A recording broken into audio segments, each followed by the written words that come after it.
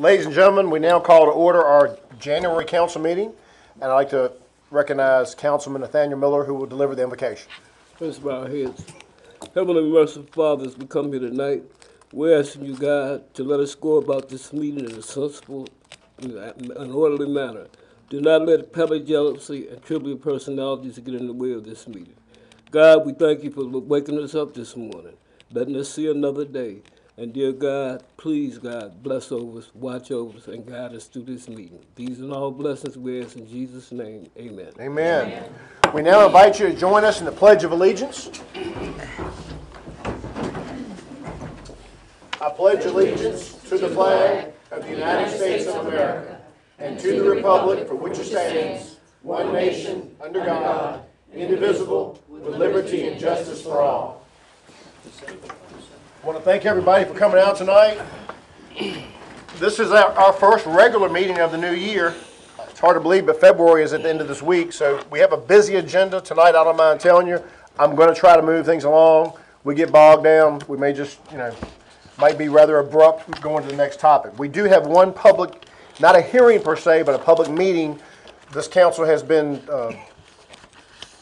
toying with a new cemetery ordinance. The committee has made recommendations to revise the Lakeview Cemetery ordinance involving flowers, when flowers can be put up, the price of maintenance fees, that sort of thing. It's been, Mr. Van Orbeck, any highlights you wish to go over for council? I think the biggest, probably the most controversial issue was the placement of flowers and the number of times per year that people could do so. I think that was where we got the most feedback, is how many times can I put ornaments or decorations on my loved one's grave.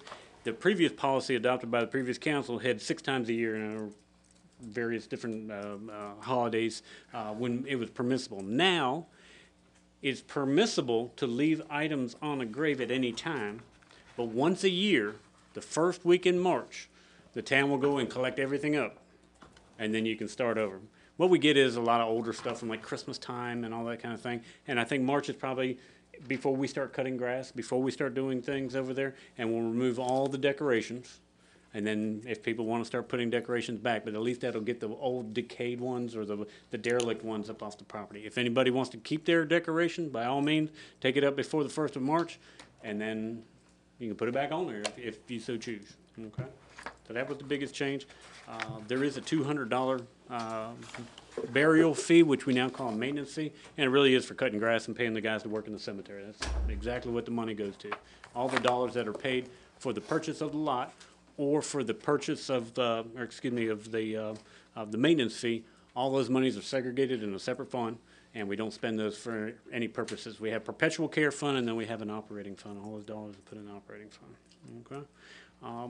I think we've acquiesced as much as possible, and Christine's the chairman of the Buildings, Property, and Cemetery Committee, if she had anything else. But I think that was the most controversial. I think the fees had some controversy, but truly we're not taking the money and paving roads with it. We're not taking the money and doing anything other than cemetery activities over there. It also allows dogs.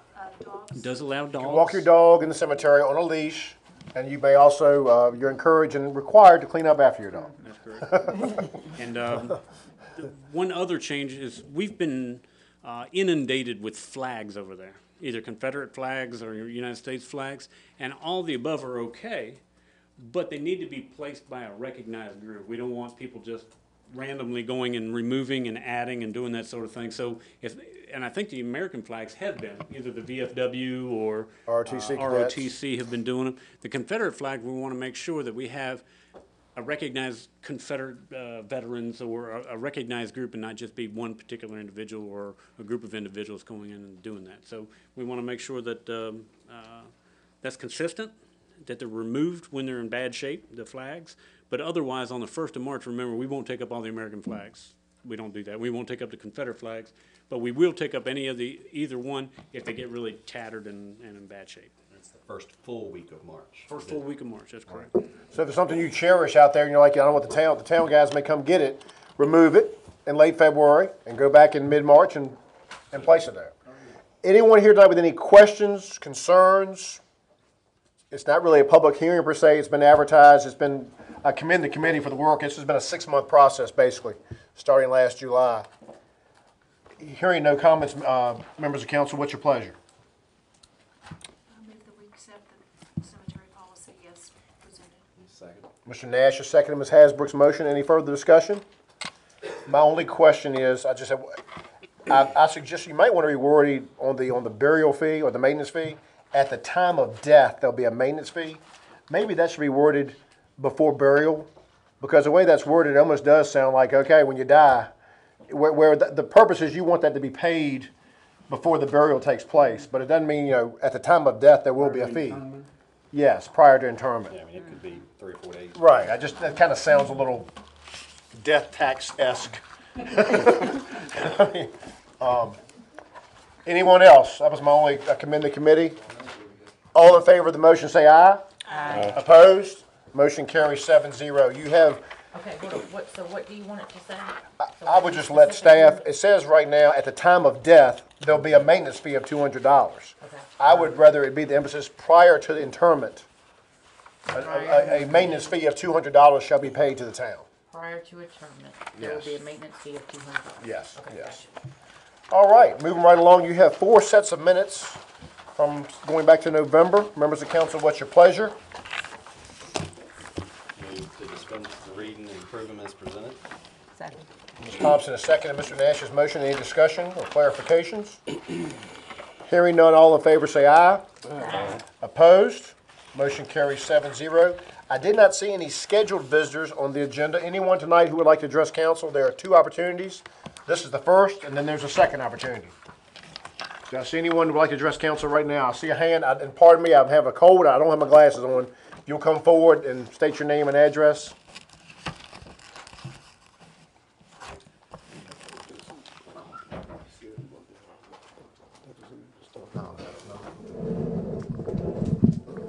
Not even here, I don't think, the person I talked to.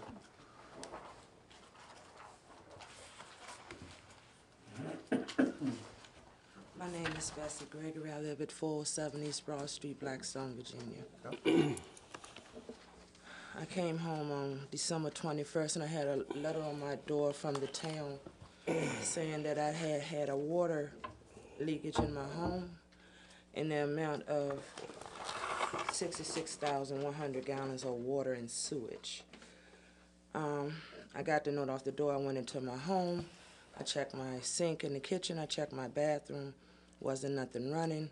The next day, went outside, looked under my house. There was no standing water under my house, in my yard, nowhere.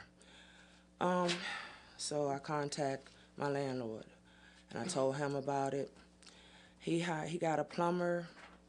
He's not here, and the plumber, from what he told me, because I've been sick, I've been back and forth staying with my daughter in Richmond. I come home every other weekend to check on my home. He said, the plumber said he didn't see no water standing under my house, and if I had that amount of leakage, it would go somewhere.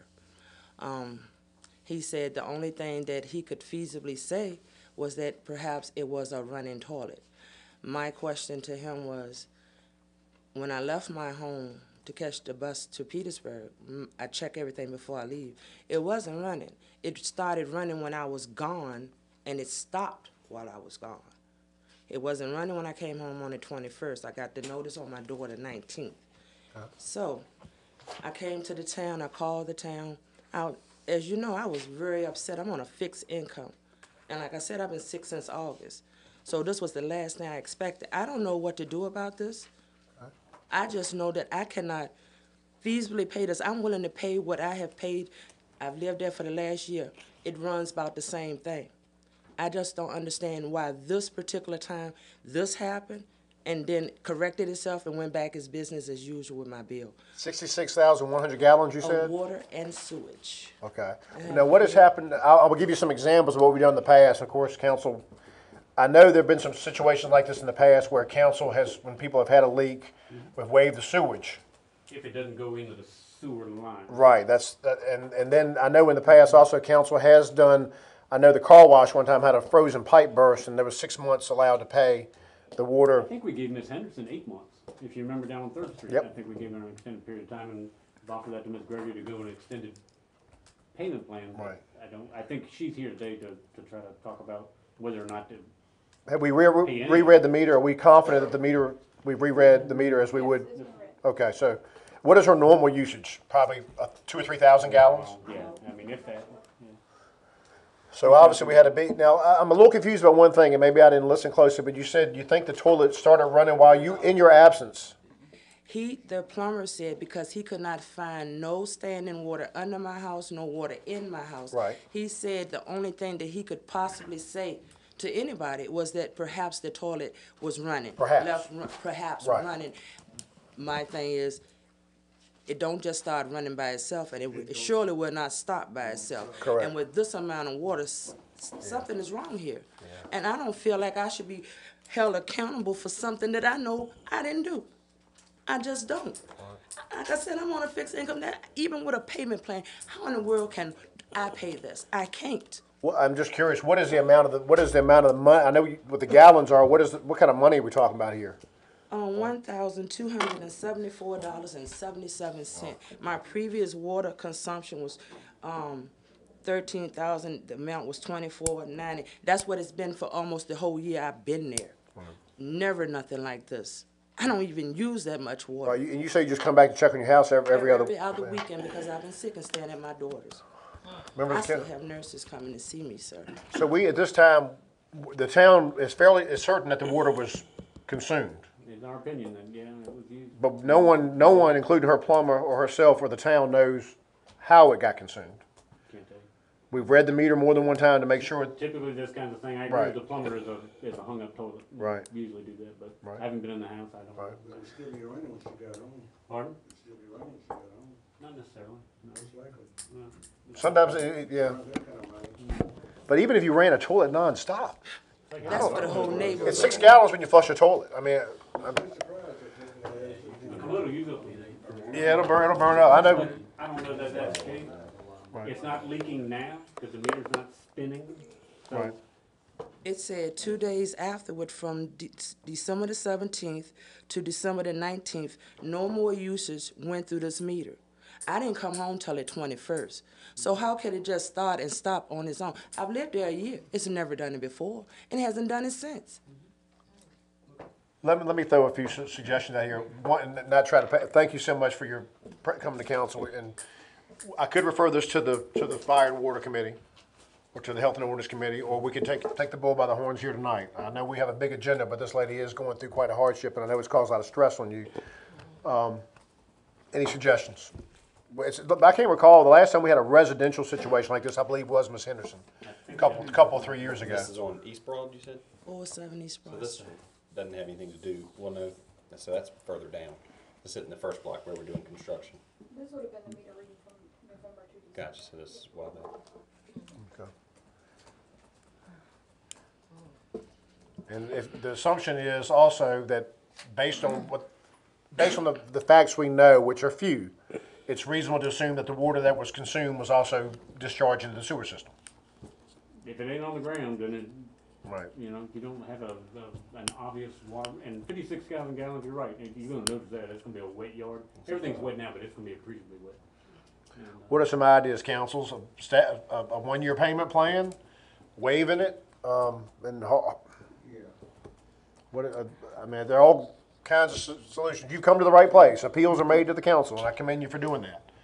Well, like she said, she's standing here saying that she can't afford that type of money on a fixed income.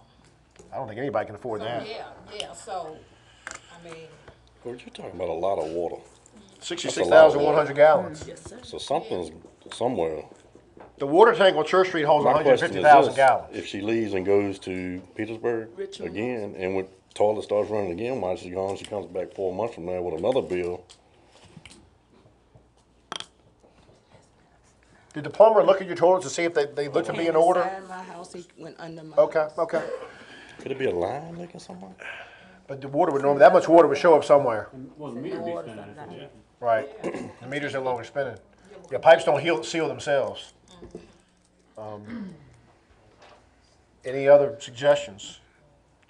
So you've investigated all that you can to determine this? Brenda's checked it had the guys check it multiple times.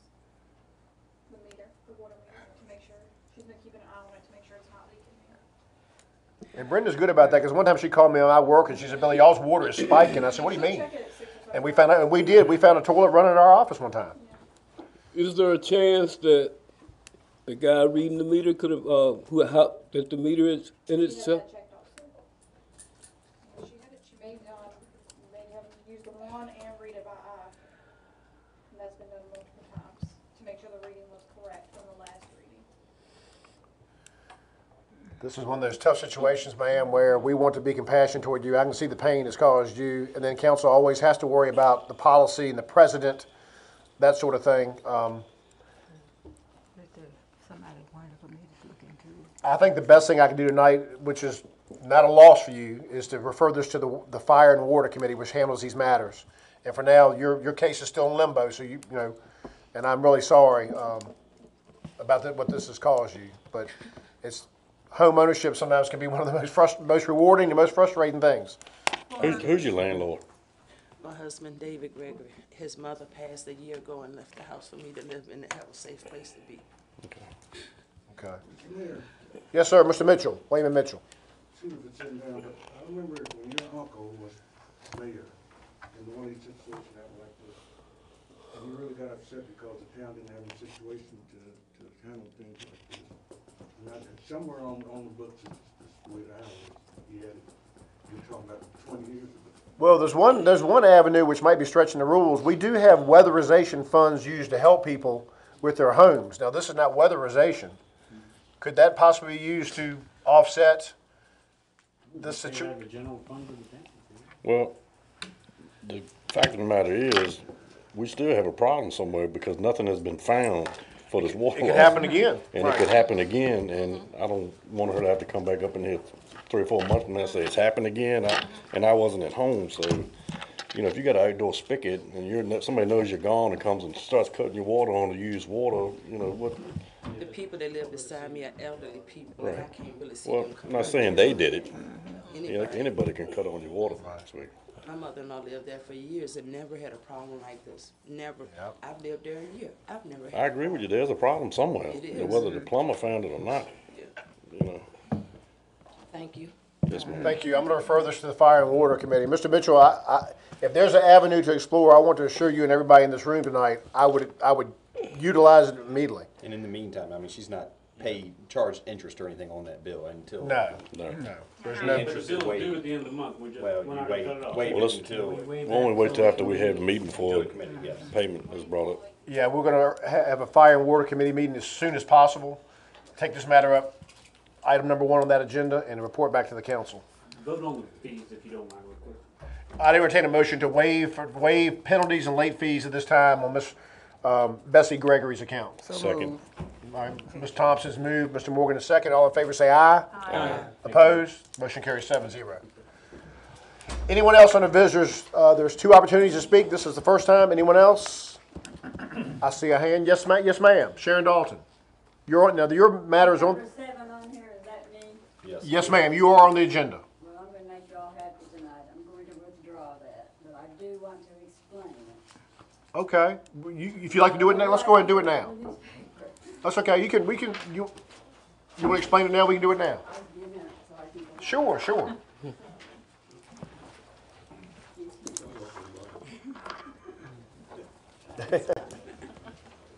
Okay, I'm stuffed up too, so I can't talk very good. Okay, I'm gonna start out by thanking everybody for all the work they done on the cemetery committee and made it more family friendly. I think y'all done a good job. And I wanna thank you all for, all of you who didn't vote against me doing this, and Philip for returning my money.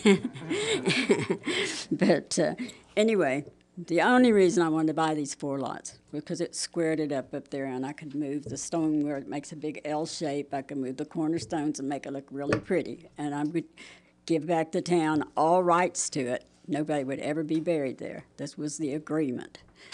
But basically, I was given $1,600 just for the privilege of moving his marble stone up on the corner, little corner markers to where it squared up and looked really pretty.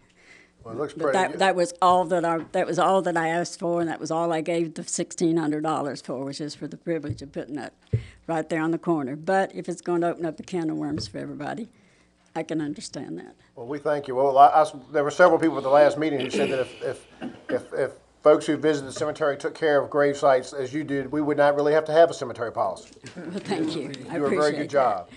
But really, thank you all for all you've done on the cemetery thing. Thank you, Ms. That Dalton. made it so much more family friendly. Well, thank you for graciously withdrawing. We appreciate that. Thank you for what you do in the cemetery.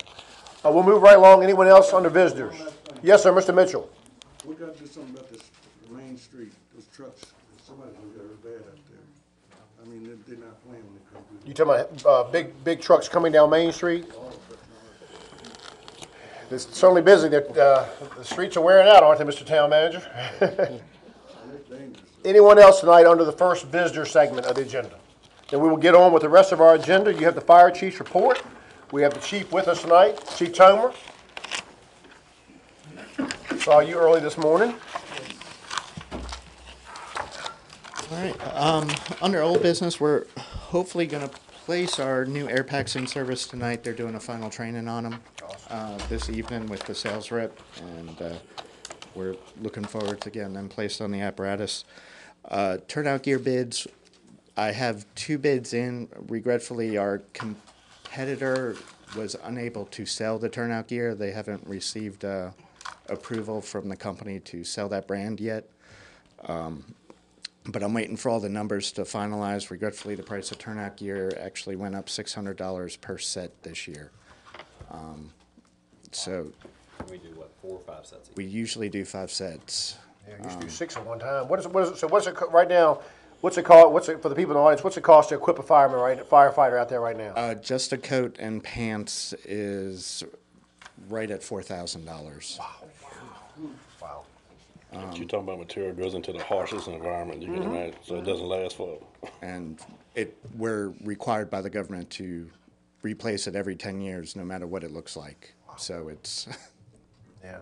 could never be worn, but 10 years old, That it has to doesn't be include the air replaced. packs that we just spent. No, that's $200,000. yeah, that's just pants and a coat and a pair of pants.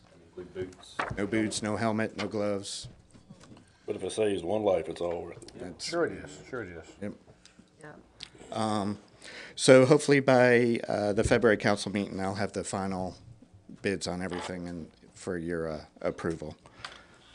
Big things, juniors are taking a Firefighter 1 class. It's awesome to have 4 of our junior firefighters enrolled in a class like this.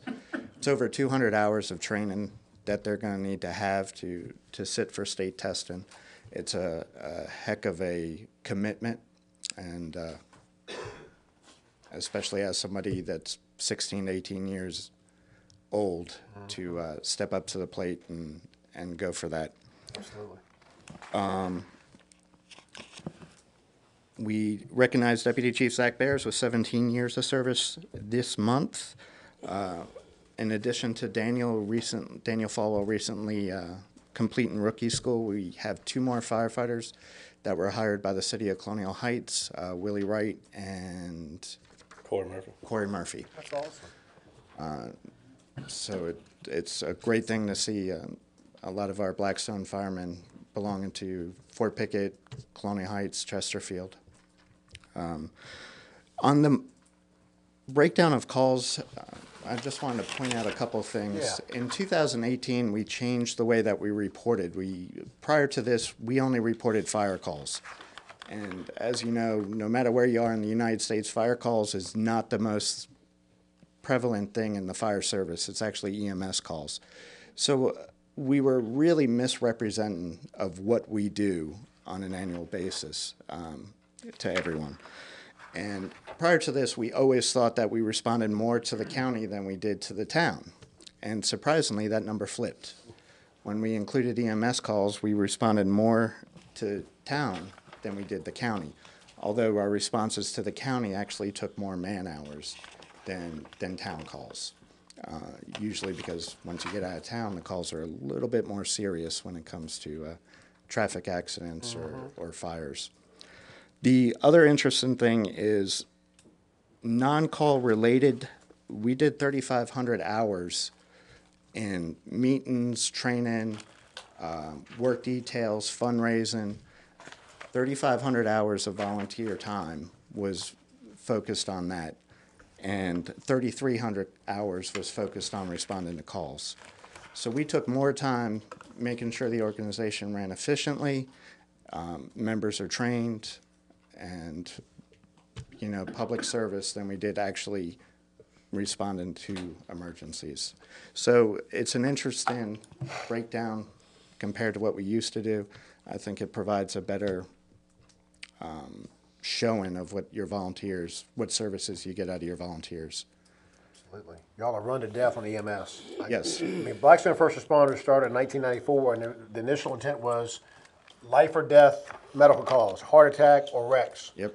And y'all get called, and I don't mean to mock anybody, because when you have an emergency, you panic, but y'all get called a lot of calls. I'm like, gosh, you know, that does not sound all that serious, but, you know, y'all are run to death. And the rescue squad is too. Yeah. And it's funny, you know, you look at the nature of what y'all do. 20 years ago, fires were, you know, and this is a good thing, knock on wood, fires, but now it's EMS. Oh, yeah. You know, and you get a handful of, fires that are significant. Yeah, back in the day, it was pretty much guaranteed a house fire. Oh, yeah. Once a month, easy. No doubt, especially in fire burning season, wood burning season. And nowadays, it's maybe once every 3 to 4 months we might have a structure fire. Yes, indeed. Any questions for Chief Tomer? Pretty interesting statistics, though. Very good. Mm-hmm. Thank you. Thank you, Chief. We've got an issue coming up later in the meeting on some live burns on Center Street and Doswell Street. And y'all will work with the police and all that when those times. Yeah, let's go ahead and knock it out now, Chief. We've got on your in your packet tonight, we've got some under new business number 2, the Doswell Street and Center Street live burns, or just getting rid of the blight, I guess. We've had 2 property owners approach us, one of them at our behest because the building hadn't been secured, and I think there were some vagrants going in and out of the building. 514 Center Street, and the other one is at 508 Doswell Street. And the one on Doswell Street is a empty building, nobody's living there. The property owner voluntarily came to us, and it's directly behind where we just finished the Fields' house. And she came to us and asked the fire department would burn it. And in the meantime, we contacted the property owner on Center Street and said, you gotta do something about boarding up the windows or securing the building. And he asked if the building could be burned. I met with Cody Lewis, the new training officer, took over from Mike Smith. Cody's looked at both buildings and has indicated that both were agreeable because of the distance from adjoining structures and that sort of thing, to burn both of those buildings down. Again, it's 514 Center, the big yellow house that fronts on Center Street, and you can see it from Main. And then the other one is a kind of a 1-story brown wood frame house that's over on Doswell Street. And the fire department's agreed to burn them. We've had the asbestos testing done on both. The one on Doswell Street came back, documented no asbestos-containing material, shockingly. But the one on Center Street had a pretty appreciable amount. And Rugby Environmental had the lowest bid. We bid it out, and we received 3 written quotes back, and they did the work. Now, the property cleanup after the fire and the asbestos costs are the responsibility of the property owner. That'd They be a can pay lien? it or by a lien, either one. And I think you'll see one of both. I think you'll see a lien on probably the Doswell Street, and I think the gentleman on Center Street indicated he would pay for it. But burning it greatly reduces the amount of material. Sure. You're seeking permission from council to proceed with those projects? I don't have exact dates, but I think it will be sometime maybe in February. That Cody indicated that they're. Ms. Thompson's moved to proceed or to authorize. Is there a second? Second. Ms. Jones is seconded. All in favor say aye.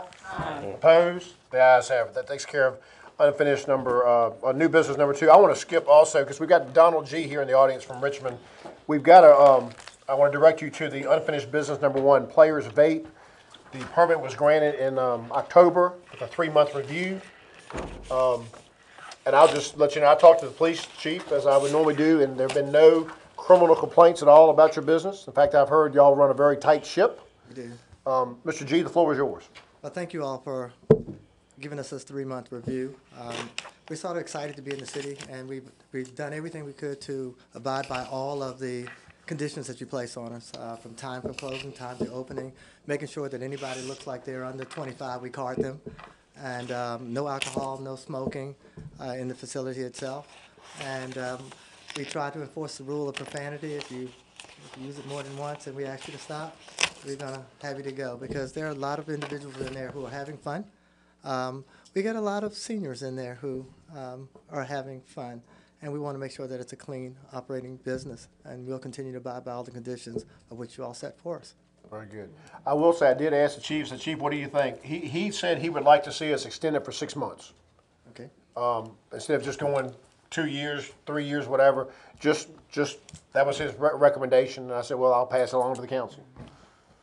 Would you have a problem with that? No, sir. We're going to continue to abide by all the rules and things of that nature, and as well as we can affect the public and hope that nothing goes awry in that facility, we will.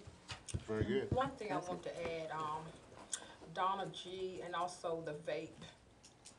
They Yes, vape. took the time and donated between 400 to 500 toys, and this was for kids in the community. That's very And it nice. was held at my facility, so, you know, I think Already that was do- awesome. Already a good corporate citizen. So we're going to continue to be that. Every place we go, we're going to continue to support the citizens of that area. And since you brought that up, we're already trying to team up, and Mr. Miller wants to get involved with it.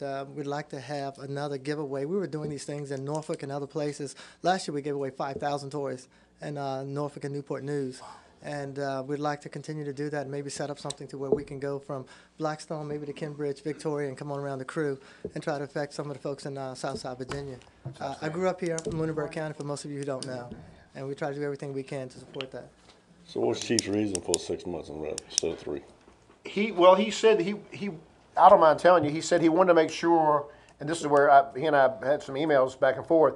He said he wanted to make sure that all state laws are being complied. And I said, well, I know when y'all applied, Yes. the state comes in and audits, does Yes. unannounced inspections to make sure they remain games of chance. Yes. Games of skill, Yes. not games of chance. And there are a number of bills that are before the General Assembly right now as we speak. One to allow just outright gambling in Virginia. Right, casinos. And then there are also a number of bills that I'm hoping that some of them get through that will better define skill games. Right. We don't know. Some of them are in committees, but sooner or later they're going to deal with those issues. And so what we try to do is try to make sure that the games that we put in have skill bases, and you could bank on the profits and losses statement to see that people were walking in there with skills. One thing I wanted to ask you, Help our facility out.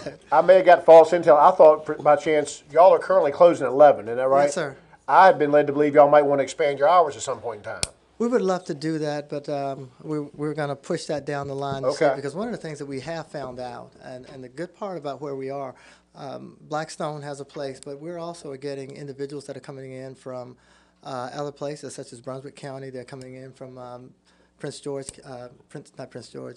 County. They're coming in from Farmville, Virginia. Some people as far as Lynchburg, and they're definitely coming in from Petersburg great. almost every night. But the problem that goes is there are other facilities that are open until 2 o'clock in the morning, and some of them, even Emporia, open all night. Right. And so the competition with that is you'll see people will bail on us sometimes at 10 o'clock because they want to go on and get seating at some of the other facilities. So statistically, I'm trying to find out, and I asked Mr. Short to work with me in trying to find out what are we losing, and then come back to council with a better idea to see if we can increase that timeline. I don't think that'll be the way you're running right now. I don't think you're going to have a problem. But the chief did request 6 months. I was going to say for a year, but being that the chief, I will side with him, so I move that we grant them their license or conditional use permit for 6 more months, and then we'll just do another review. I'll second.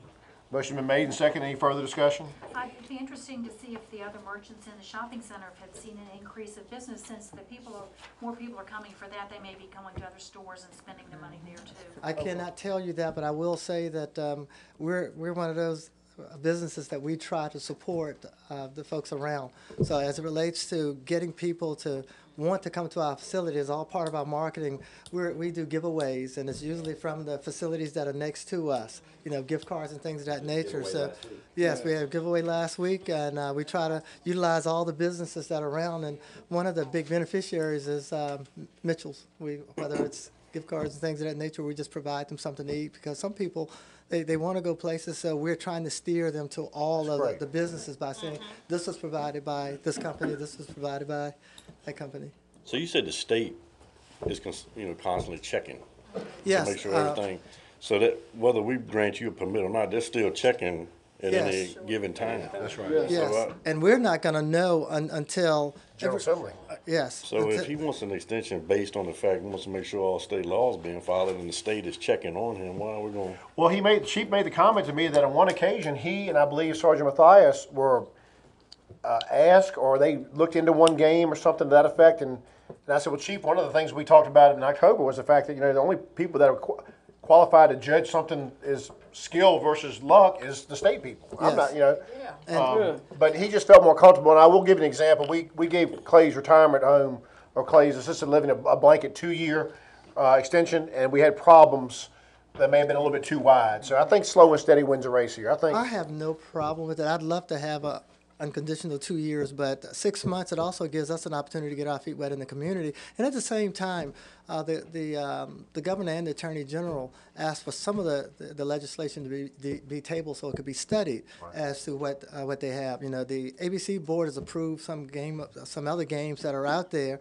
and actually mirror some of the games that we have here. And if they're approved by that, then we're using those. And we're trying to stay on that line of the type games where if you play them specifically, they are skilled games. You need to know what you're doing with it. And we see people come in there, and oftentimes they're not sure what's happening, and then all of a sudden you can see them, and they're going to keep coming back because they've gotten better at the games. Right. So we will also continue to. 6 months y'all may come up and say you get a clean bill of health on 6 months. You may say, hey, let's stay open until midnight. And you may request that at that time. That's right. Yes. So 6 months from now would be February, March, April, May, June, July. The July meeting, we'll put that on the agenda for our July meeting, third Monday in July. Third Monday. And I'm hoping, Mr. G, that one day we can walk in there, I can place a wager on the Super Bowl in your place. That would be nice.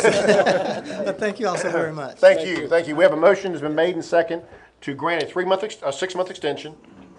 I'll roll call vote tonight. Where do we start? Mr. Morgan. Mr. Morgan. Aye. Aye. Motion carries 7-0. Thank you, Mr. G. Thank you all so much. All righty. Take care. We will get back to our normal flow of our agenda. We have the payment of bills. You have 2 batches of bills in your packet. And the first total $720,451.27. These are checks not yet approved. I entertain a motion to approve them. Second. Motion's been made and seconded. Any discussion on this first page of bills? Hearing none, because they're over $10,000, I'll have a roll call vote, starting with Mr. Morgan. Aye. Aye. Aye. Motion carries 7-0. Your next batch, which are broken down by department, they total $256,081.50.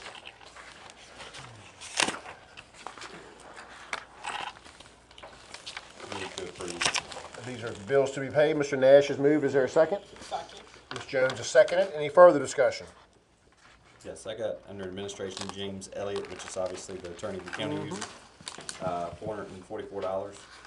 Is that, do we see that back? Is that reimbursed through payments, obviously, or what? If the property brings enough to go into taxes. And normally, I know last month we voted to wipe clean some of them. Right. for the county. Yeah, for the county. We've had to give up some of our lien, demolition of houses and things like that. If, I believe it's a reimbursable item, but if the sale itself doesn't bring enough. Right. Gotcha. Most of them do with the county now. You get some small tracts in town, they do go for rock bottom prices.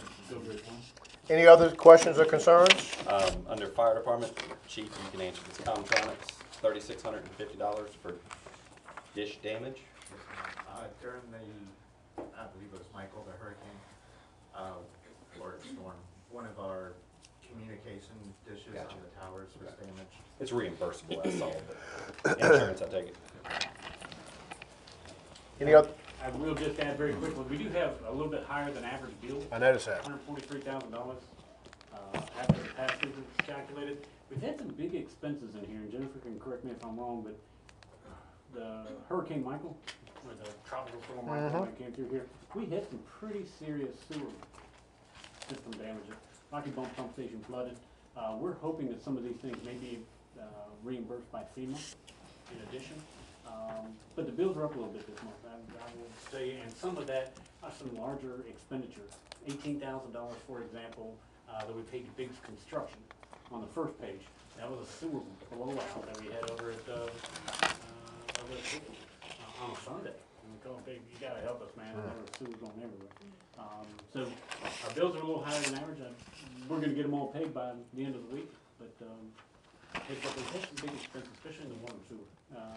Pump stations going down, control panels, pump volutes, all kinds of things have happened. And, we're talking about it, we had that big water leak here in town, and, so we got that fixed. I don't have an estimation of the number of gallons, but I can tell you I drained the tank without hesitation pretty quickly. The Church Street tank? Uh, It's 150,000, that's 100,000 gallons. And we probably lost more than that. What does our policy do? I had some people saying, what's going to happen to the contractor? So the contractor does great work for the town. We try to work with people. I've seen some email traffic. Yeah. Now, what's fair, we don't need to charge him for the water. We couldn't cut the valve off. That wasn't his fault. It was. Is that the valve in front of Pete Dunley's old house? It was paved. It had been paved over. What had happened is, and I don't know when, and I don't know what happened, but there was a valve cover, very easily seen in the street, and Andre went to close it and it wouldn't close. Well, I can't get the daggone thing cut off. Can't get it cut off. Apparently, at some point, the correct valve was abandoned, actually filled with gravel, and subsequently paved over during the course of years and years and years. And this water line, I think, was put in probably in the 80s, that water line. That valve, finally, Andre went back with a metal detector or whatever, found the correct valve and got it cut off, but it ran Several hours. 6 hours. Yeah. I mean, it was going. We just couldn't get the daggone thing cut off. We were at a point where we'd even called HydroTap, which is a company that can repair water line under pressure. They were headed here. That would have been another reason why people would have been People in crew that I know that were following my activities that day with the complaints coming in, they said, Billy, we live with water. We have water leaks in crew all the time. I said, man, folks in Blackstone aren't used to this. This is high drama here. Fairly new water line. What my expectation is I don't think it's fair to charge him necessarily for the water. That really was, the excessive loss of water was our issue. Right. But I've sent him a bill for the material, to repair flanges, all that kind of stuff, and Andre's 30 minutes to fix it. Yeah. We don't want to run people away when they're, just one of those unfortunate things. I'll send him a bill for the material. Okay. And Andre's labor and time to actually make the work. We have a motion and a second to approve these bills. Just one other quick thing Yes. to point out under fire department, the expenses that a fire department obviously grants us as Moncur Insurance for over $20,000 this month. So not only is it equipment for our firemen, but insurance. It's everything. That's an annual payment, I'm hoping. I would think so, yeah. Yeah, okay. I think so. Any further discussion? Roll call vote to approve these bills, starting with Mr. Morgan. Aye. Aye. Aye. Motion carries 7-0. Now, our committee reports. We only had one meeting, and that was the Health and Ordinance. We have our chair, Christine Hasbrook, one of the busiest committees in town. I'm sorry, this is Sheila. I'm sorry, you had the buildings and properties. I'm sorry. Ms. Jones, your committee. Y'all had a busy agenda. I'll go ahead and make the presentation. If you have any questions, the committee members are available. Our treasurer has a customer service policy that we discussed about answering the phones and type of dress and greeting customers and that sort of thing. That's enclosed, and the committee did recommend approval of that. I like it. In addition, there's a delinquent tax collection policy about, as you know, we have a full-time employee who's dedicated not solely to collections. That is the primary part of our job, is collections. And we're working on ways in which to collect these outstanding utility and tax bills, primarily utility bills that are very old. We've got utility bills in the books from 1992 when the Bright system started. It was at $425,000. I think it's reduced. We've received cash-wise probably $40,000 this past year through ERMS and ERMS. If they win the lottery or get any tax refund, we get paid first. We get our cut. So we're going to continue doing ERMS, and I think that's in the policy. But we also want to take it to another step for garnishments and those kinds of things, as the bank would do or anybody else would do. We really want to get these collections down, because if we can just collect what we're owed, man, that's $400,000. I mean, it's a tremendous amount of money. So we'd like to get caught up and continue to work on that, and that tax collection policy does reflect that we'll take additional steps beyond ERMS to try to collect it. If Brittany has anything else she can do. Just want to take those additional steps, and I'd like to have something in place if a customer calls. Absolutely. We're going to do this. We want our policy saying we can. I would entertain a motion to approve both policies in your packet, the customer service policy and the delinquent tax policy. Mr. Nash has moved. Is there a second? Second. Ms. Jones, a second. Any further discussion? All in favor say aye. Aye. Opposed? The ayes have it. Rental property maintenance, I think we still have some work to do with Tessie. In addition, I think Yvonne's going to make presentation today in regards to where she's at on it. I think we're going to have a kickoff date that she's going to present to you guys and start talking about it. Property maintenance, there've been some requests from residents concerning adopting of the property maintenance code. And I threw that, just so everybody knows, we have a beautification committee that's been discussing that. And I said, well, let's dive into it and look into it. It's rather stringent, isn't it? It is. I mean, it's aesthetics too. I mean, it's painting your house. It's repairing the shingles on your house, doing all those kinds of things. So it's a wholesale change from what we've been doing. But any towns around here, or anywhere in South Virginia, that have adopted that, the rental. I'm sure, but I don't know one offhand. If we could try to find some, I'm just curious. Dean said during the meeting that Nottaway refused to adopt it. Right. Yeah, Nottaway didn't. Well, Nottaway County, like I said, it's a little different in the county, but there's some places you ride around. If a Martian landed in Nottaway County, there's some places I think they would say, wow, junk cars are wonderful. These people really like their junk cars. I mean, you know, it's different. Country living, town living. We got some work with Tessie to do on it, but it is on the agenda, and I know that the citizens had requested it. There was a discussion about the preparation of food downtown.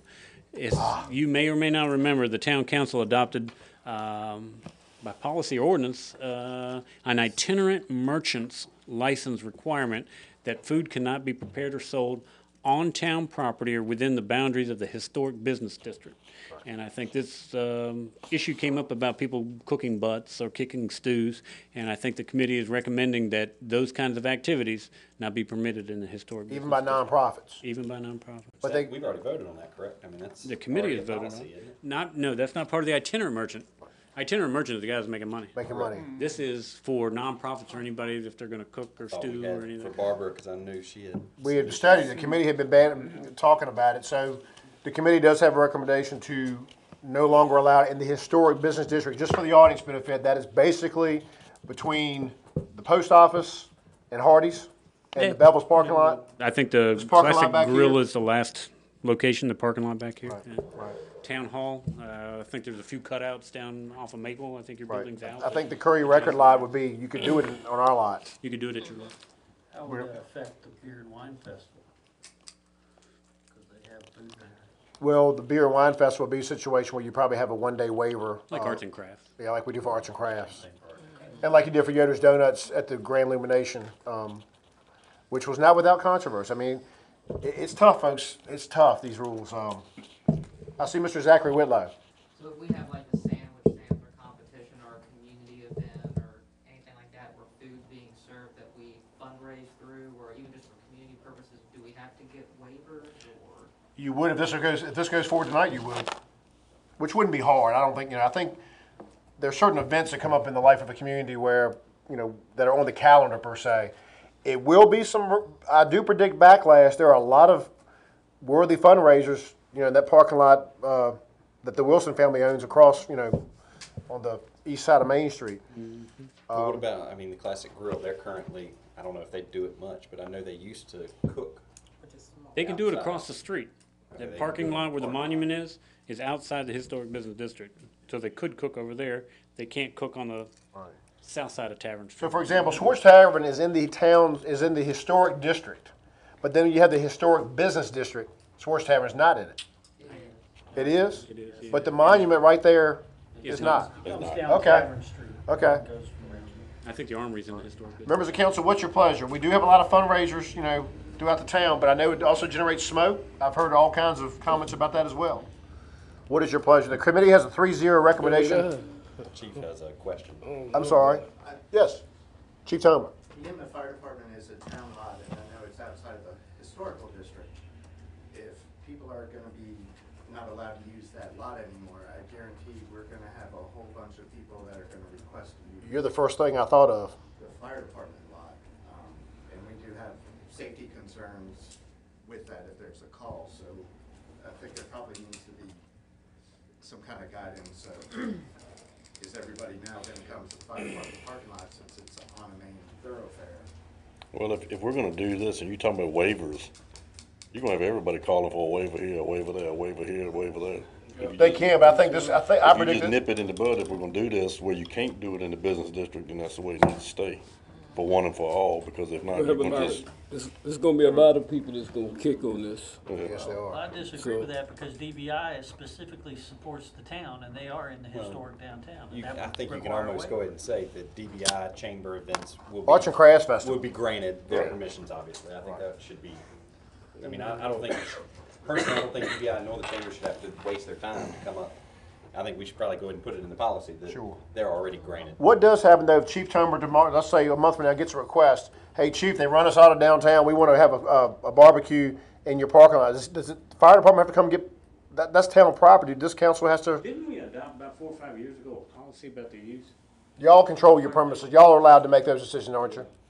I've had to request it for the Bullwise to advertise on. That was for actually advertising. on That was the way of a town ordinance. I don't know a perfect answer, but I would say either the fire department or town council are gonna have to approve it. Okay. You gonna tell them no? One more, Mr. Whitlow. And to Tom and Eric's point, I do. Mr. Whitlow has the floor, hold on. Hold on, I didn't hear you.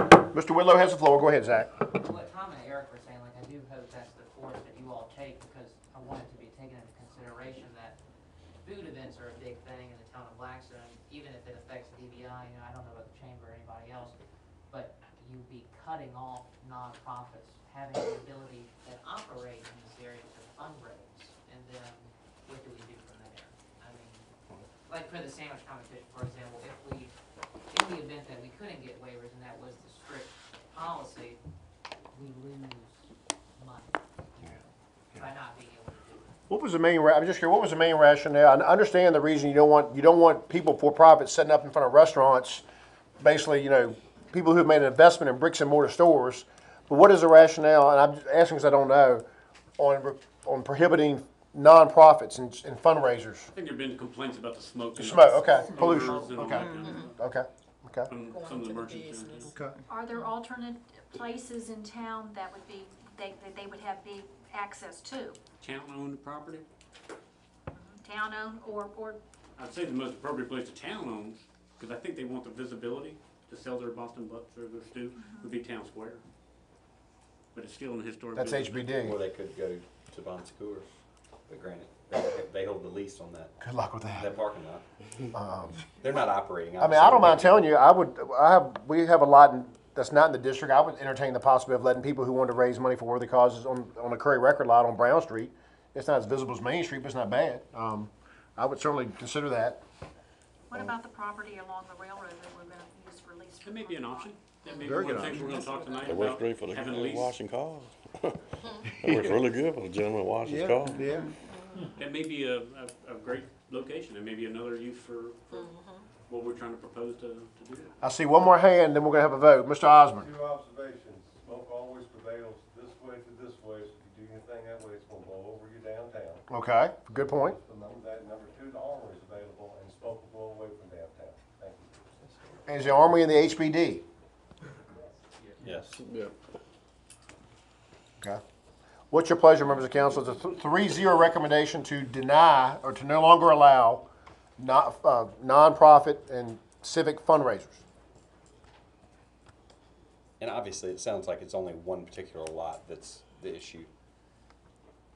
But this policy is not one particular lot. This policy It's is town, yeah. It's historic business district. I'm not hearing any emotions coming out of the woodwork here. And that's okay. I make a motion that we accept the policy. Okay, Ms. Thompson's moved to accept the committee's recommendation.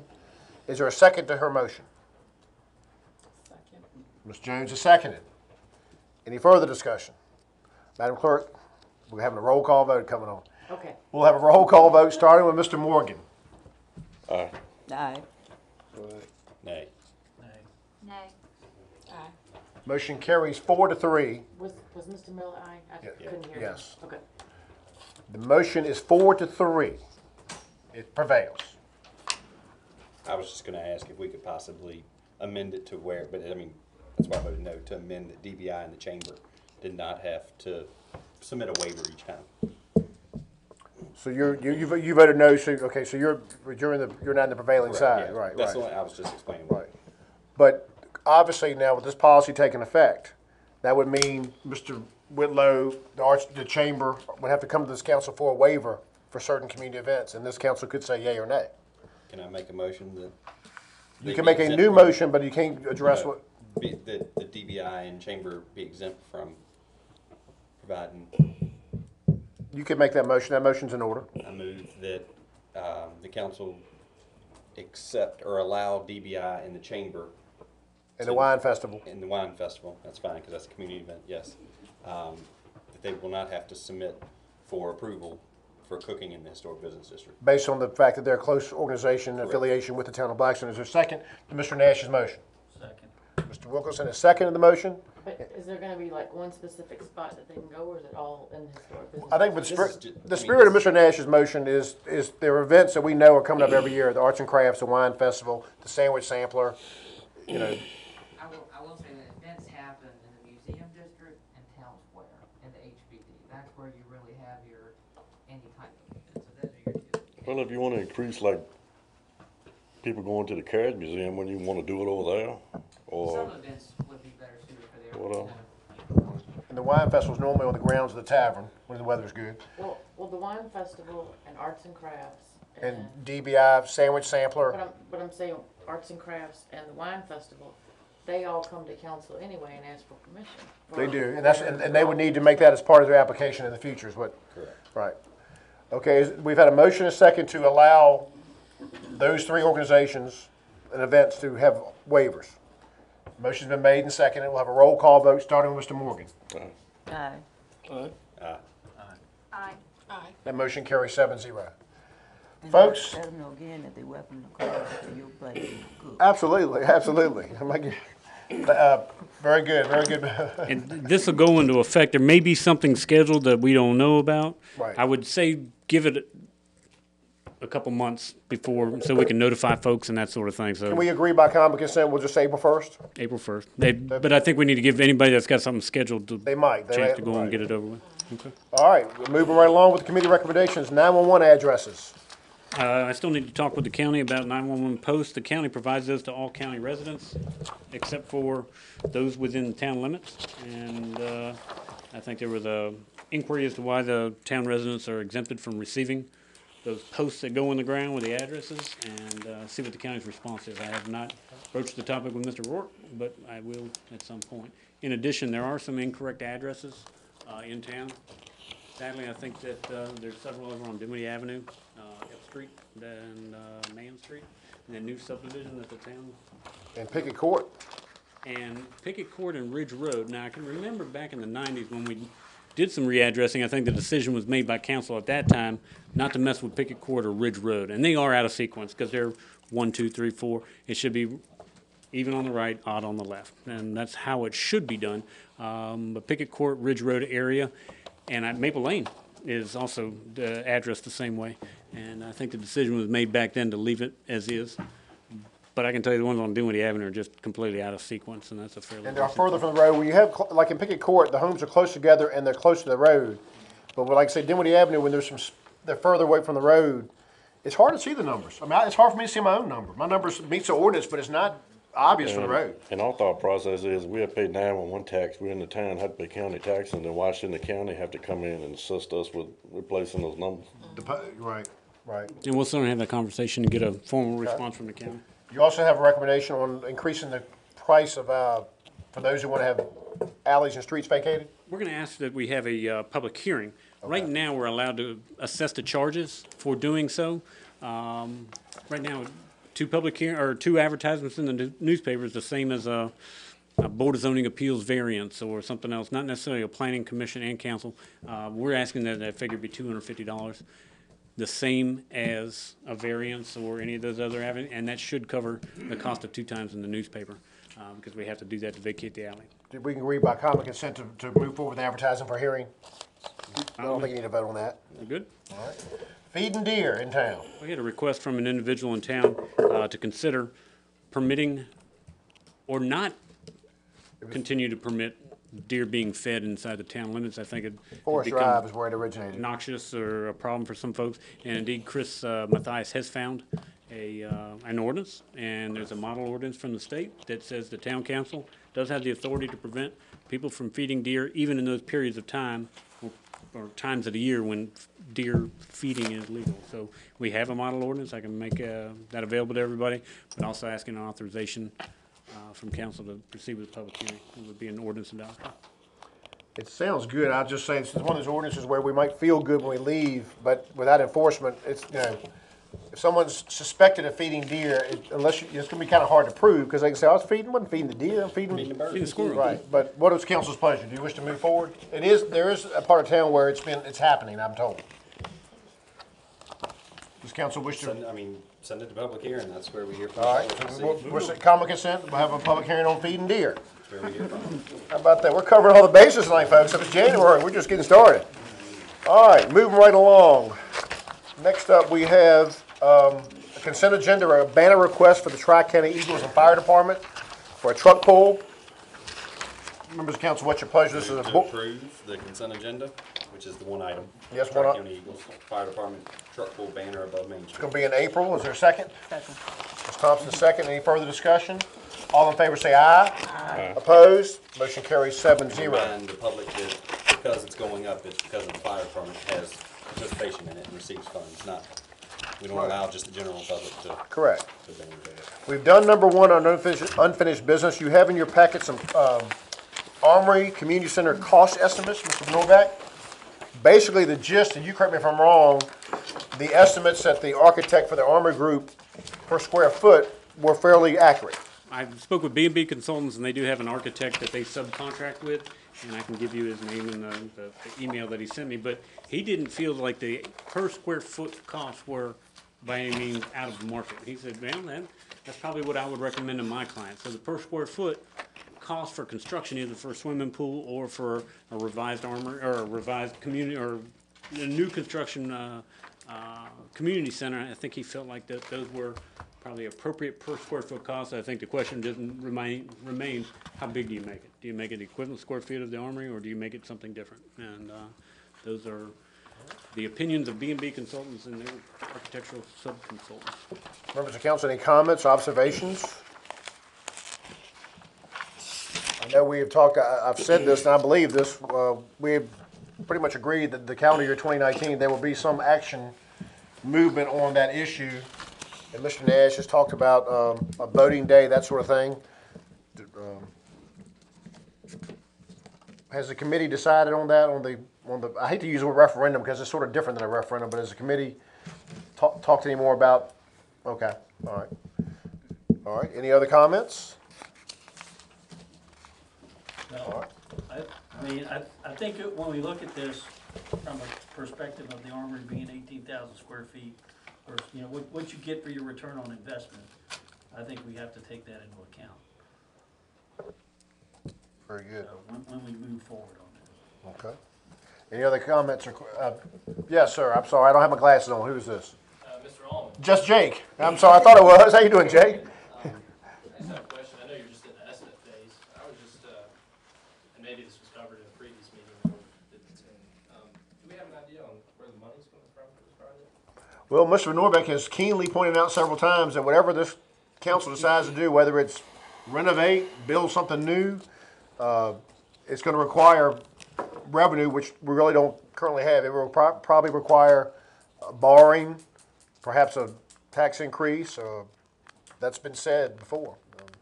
And in regards to the voting day, will that information be available before then? Oh, yeah. Oh, absolutely. And I think, Mr. Allman, I think you've raised a good point. I think the key and the real big burden of this council is going to be, if and when it decides to move forward with voting day, it's going to have to really give clear options for the people to vote. And I think even though there's not going to be a law that says there's no binding referendum, I think for the goodwill and credibility of the town, we're going to have a ladies and gentlemen's handshake where, look, if yes or no win, whether it's a landslide or it's 5 votes and it's weak turnout, we hereby agree to honor, because no use having an exercise in democracy and then saying, well, it was raining that day. Can't do that. Any other questions or concerns? Good to see you here tonight. wanna know why you couldn't put up for election, determine the voting.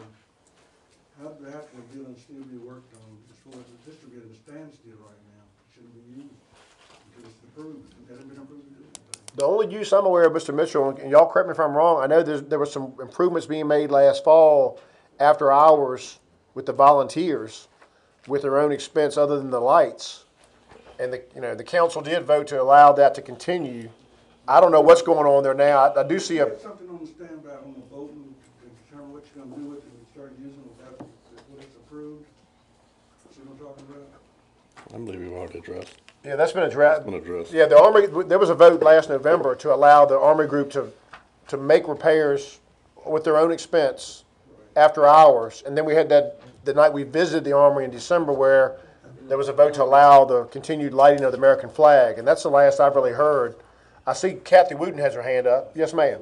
You certainly may address the council. Yes, ma'am.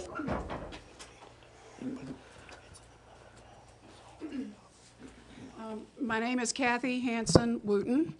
I'd like to speak to the fact that the cost per square foot to the town of Blackstone so far for repairs to the Armory is $0. Cleanup and repairs made thus far have been done using hundreds of volunteer hours and thousands of dollars of donated materials. The group is not at this time asking for $2 million from council. They only want to be allowed to continue the work begun. In the last few months, they have accomplished major work by removing trash, scraping tape and cleaning the drill floor, removing mold from some painted surfaces, installing a safe and attractive front door through a generous donation of time and materials, refurbishing one bathroom, and partially refurbishing a second, all at no cost to the town. It was estimated the cost to renovate one bathroom would be around $10,000. What property owner would turn down an offer from a friend to improve their property? Improvements which would increase the value of that property, requiring no labor from the owner and at no cost to them. The group has heard the same comment time and again as visitors enter the building for arts and crafts, a wine festival, or the performance of the Grinch. They say the Armory is in much better condition than we have been led to believe. The December open house and tour by council and citizens was another opportunity to get people in the building, because when folks see the building with their own eyes, they begin to see the possibilities. In 2014, council went on record supporting the citizen group's efforts to rehab, restore, renovate the Armory. Is there any definable, concrete reason why this issue is brought before council time after time? It appears to me, and this is a personal opinion, that those opposed to the restoration and reuse of the Armory search out a new reason for halting the work every time the group is making significant progress in repairs, fundraising, and support. If it's not the cost, it's the lead paint, and tomorrow it could be something new. Mr. Miller, you are my representative on town council. I own my family's home place on Dinwiddie Avenue. There are others who have publicly expressed their opposition to the Armory project here in council chambers or in the Courier Record.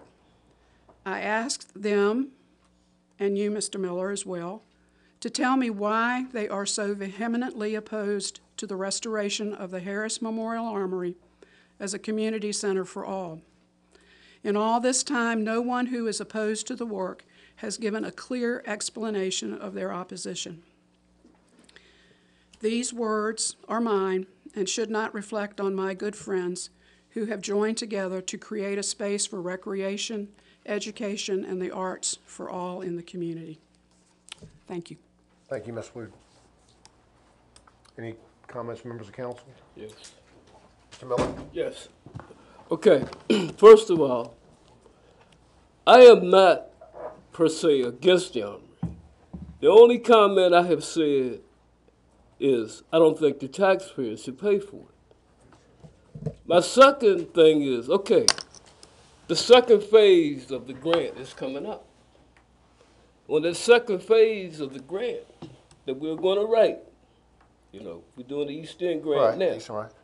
So the Armory is in the second phase, a community block grant.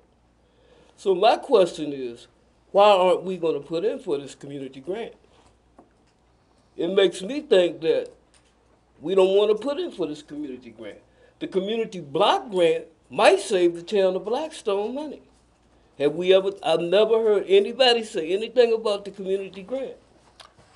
Never heard anybody say anything. I think we might hear it tonight. You know, everybody is jumping on me because I said I was against the Armory. I'm not saying I'm against the Armory. Only thing I'm saying is I don't think the taxpayers should foot the bill. So you would not be opposed to this council applying for the CDBG grant? I wouldn't. Look, I don't care what grant you apply for, but I've never heard anybody. You know, nobody has told anybody about the grant that's coming up this year. The phase 2 grant for the East End. Now, the Armory is in mine, and this lady that just spoke, the Armory is in Ward 8. And I got upset. Everybody was working at the Armory. Nobody came and said anything to Ward 8 about it. Nobody. Nobody said, well, we're doing this. Mr. Miller, can I address that? Yes. Some time ago, every time we wanted to do something, every time the group wanted to do something at the Armory, we came to council to ask for permission. And they finally said, just keep us up to date and go along. So we were told we didn't need to come to council for every project that we wanted to take on. Okay. Just want to make that clear. But and all I'm asking for is when we put, don't forget the community grant. When we put in for this grant, let us, in long run, the community block grant might save the town money. It's about money. Good. And it might change the way that you all want to set up the Armory. That's all I'm saying. Very good. Very good. Thank you, Mr. Miller. I see Mr. Osborne, then Mr. Mitchell. Just like to mention too, in all council packet night, you do have information from the Department of Housing and Community Development for a possible